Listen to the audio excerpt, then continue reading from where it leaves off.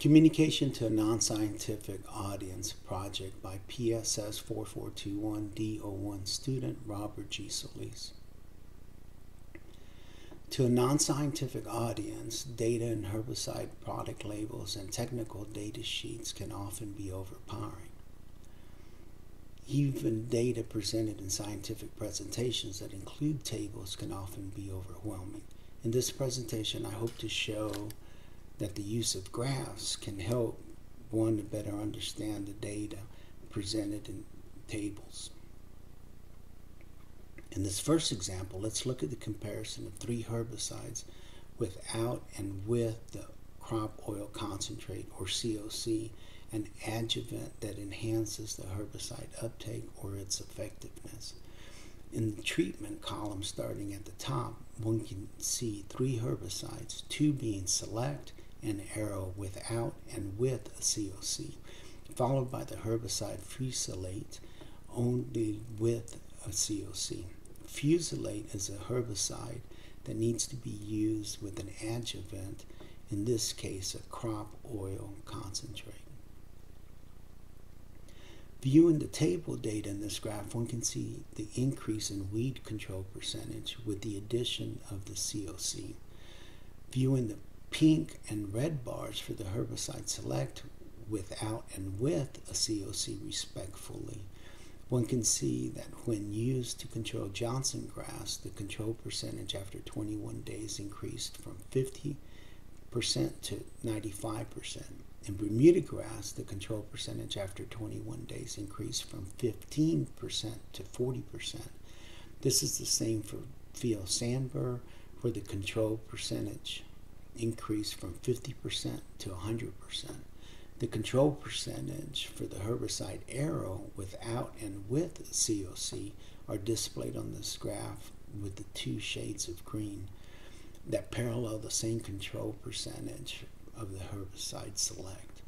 While the table did not call out Fusilate without a COC, one can see that with a COC, its control percentage equals the other herbicides with a COC.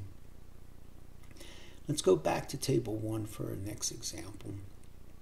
In this next example, let's focus in on the zeros in the target row for the herbicide 2,4-D and on the broadleaf weed column Palmer Amaranth.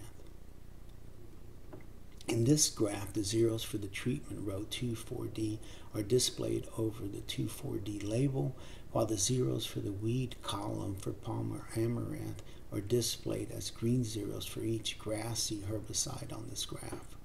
Viewing the graph, one can see that 5 of the 7 treatments have no control percentage on Palmer Amaranth. Also, one can see that the treatment for herbicide 2,4-D has no control percentage on the grassy weeds Johnson, Bermuda, and field sandbur. Let's look at one last example. In this review of the table, let's look at the treatment for the grassy weed herbicide Select with the COC that was combined with the broadleaf herbicide 2,4-D and its control percentages in comparison to the other treatments. In this graph, the control percentage for herbicide Select with the COC is displayed in the yellow bars. The blue bars represent the control percentage for the herbicide 2,4-D, while the red bars represent the control percentage for the treatment of the combined herbicides. Reading the data on this graph, this time from right to left, one can see for the broadleaf weed Palmer Amaranth that the combined herbicides has no additional control percentage, and would be the same for the grassy weed field sandbur and Bermuda grass. For the grassy weed Johnson, one can see that in this case the combination of herbicides has a negative effect of a lower control percentage in comparison to the single treatment of the herbicide Select with the COC. In summary or in conclusion, I hope that this presentation shows how the use of graphs can often help one to better understand the data presented in tables. With the first graph, we saw that weed control percentage can be increased with the use of COC, or a crop oil concentrate, an adjuvant that enhances the uptake of a herbicide. The second graph displayed that not all herbicides are created equal and that one should know their target weeds. In the last graph, we saw that combining herbicides may not always be the best solution and may have an adverse effect.